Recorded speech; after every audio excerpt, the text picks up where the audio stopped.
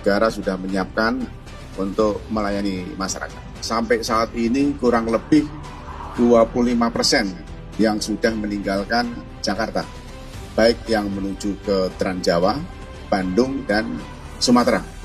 Tetapi yang paling penting, fatalitas korban meninggal dunia turun 45%. Dan kami laporkan juga karena operasi Ketupat ini bukan hanya operasi di bidang lalu lintas, kami memang menyiapkan pengamanan arus mudik dan arus balik, tetapi yang paling terpenting adalah operasi Ketupat ini adalah Polri hadir menjamin situasi aman, baik di momentum sosial dan spiritual.